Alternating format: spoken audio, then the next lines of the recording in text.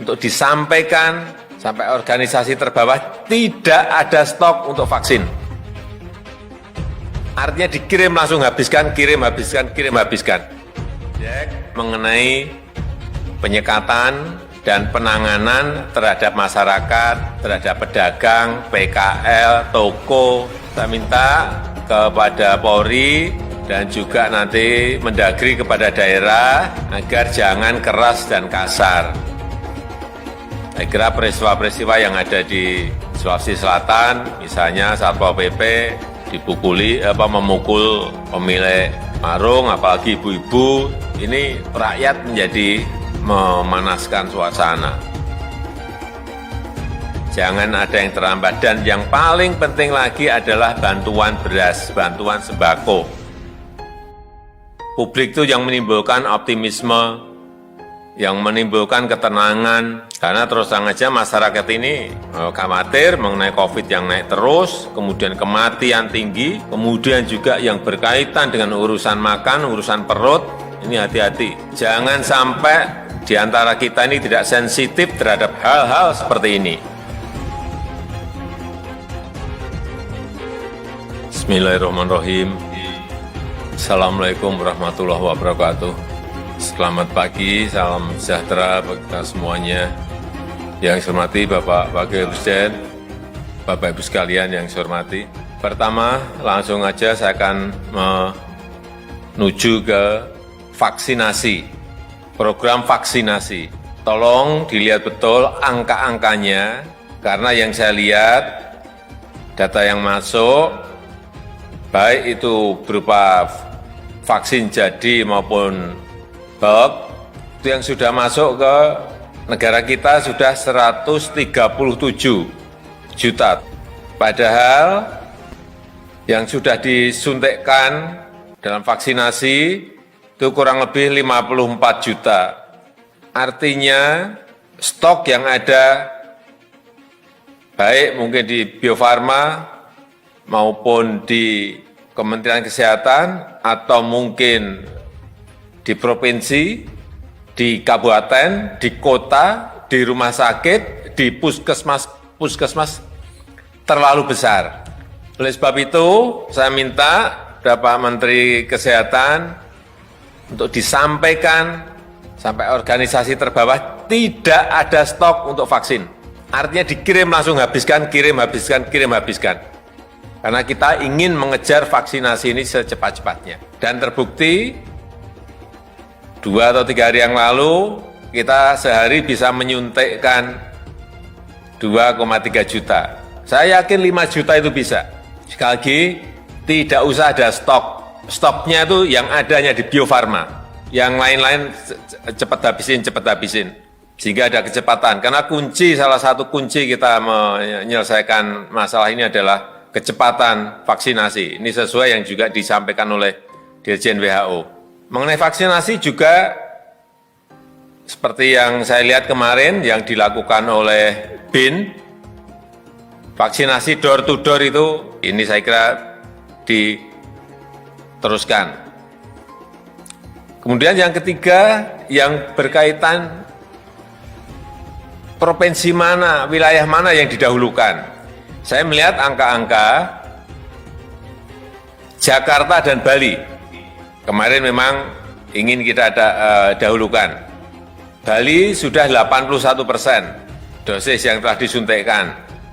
DKI sudah 72%. Ini saya kira Agustus sudah akan selesai masuk ke herd immunity.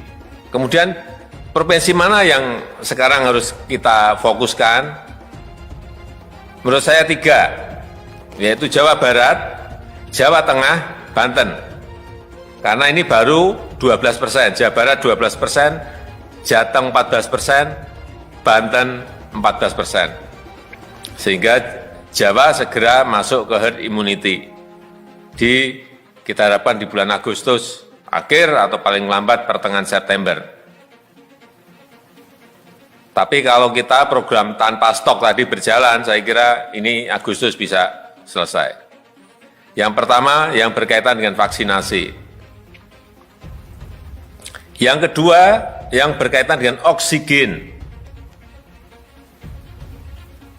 Tadi pagi saya ke pabrik, ke industri, PT Aneka Industri. Saya banyak mendapatkan informasi dari sana bahwa sebetulnya masih banyak pabrik-pabrik yang bisa ditambah kapasitasnya. Ada juga pabrik yang off, yang bisa on-kan, tetapi membutuhkan pembiayaan. Ini tolong juga dicarikan solusinya, karena apapun kita memang harus menyiapkan diri apabila betul-betul ada lonjakan dan kebutuhan oksigen bisa terpenuhi. Dari sini, dari dalam negeri sebetulnya kalau kita gerakkan semuanya cukup. Saya kira juga tolong dilihat ini yang berkaitan dengan industri-industri BUMN.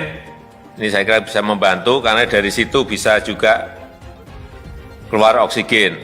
Krakatau Steel misalnya, pabrik-pabrik pupuk kita, industri petrokimia kita, semuanya bisa ikut membantu. Kemudian yang ketiga, yang berkaitan dengan mobility index, mobilitas manusia. Kita telah melakukan penyekatan. Tapi kalau saya lihat malam, juga pagi tadi, saya ke Pulau Gadung tadi, saya lihat masih cukup ramai. Tadi malam saya ke kampung juga ramai banget. Artinya penyekatan ini mungkin perlu kita evaluasi.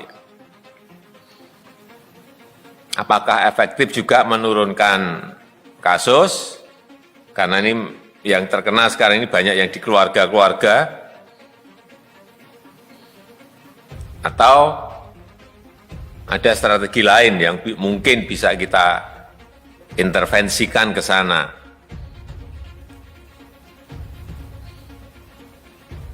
Sekali lagi, tolong ada kajian yang lebih detail mengenai penyekatan ini. Karena menurut saya, kuncinya itu sekarang memang justru ada karena klasternya sudah masuk ke keluarga. Kuncinya itu justru adalah urusan memakai masker. Kedisiplinan protokol kesehatan memakai masker terutama. Sehingga seperti yang saya minta sejak awal, BNPB bekerja keras betul urusan yang berkaitan memberi masker, kampanye masker yang saya lihat sampai saat ini belum. Kemudian hati-hati dalam menurunkan mobility index mengenai penyekatan dan penanganan terhadap masyarakat, terhadap pedagang, PKL, toko. Saya minta kepada Polri dan juga nanti Mendagri kepada daerah agar jangan keras dan kasar, tegas dan santun.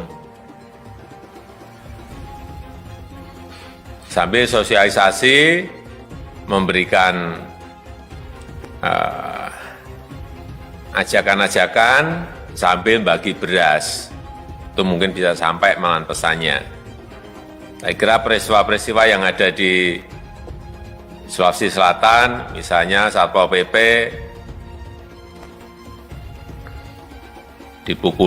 memukul pemilik warung, apalagi ibu-ibu, ini untuk rakyat menjadi memanaskan suasana.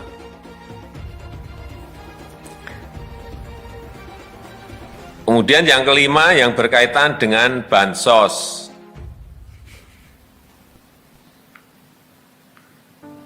Saya minta jangan sampai terlambat.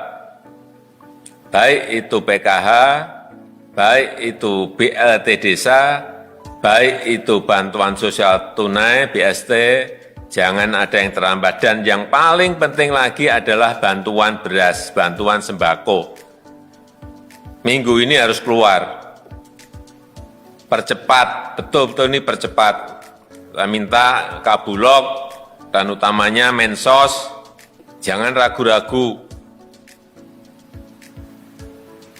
Karena prinsipnya adalah yang paling penting kita ini nggak nyuri, nggak ngambil.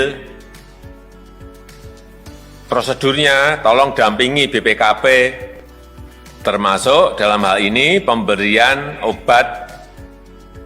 obatan gratis, obat, suplemen, vitamin gratis pada rakyat. Ini sangat diapresiasi, tetapi jumlahnya sangat-sangat kurang. Tadi malam saya ke kampung, hampir semuanya senang dan minta obat itu. Ini tolong, karena kemarin rencananya tahapan pertama 300, tahapan kedua 300, berarti hanya 600.000. Saya minta Bu Menteri Keuangan ini disiapkan paling tidak di atas 2 juta paket. Kan nggak mahal.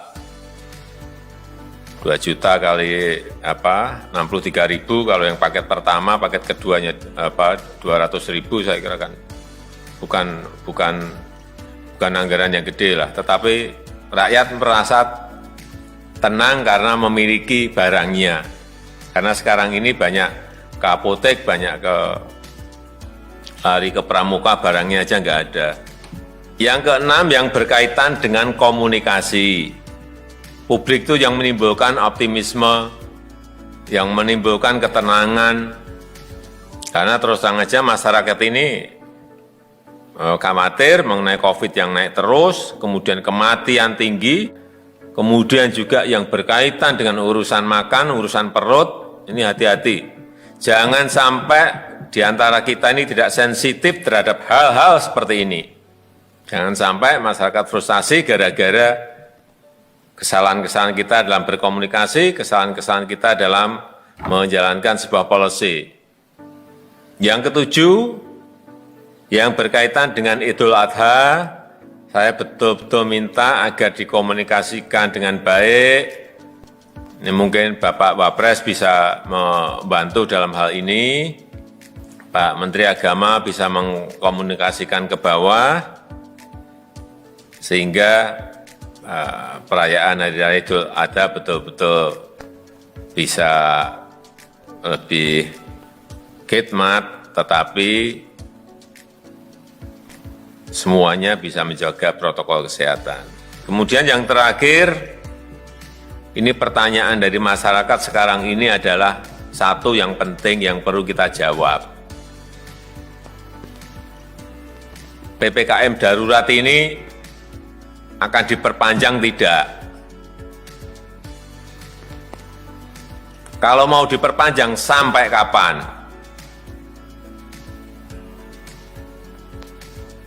Ini betul-betul hal yang sangat sensitif, harus diputuskan dengan sebuah pemikiran yang jernih, jangan sampai keliru. Ya, saya rasa itu mungkin yang bisa saya sampaikan. Terima kasih.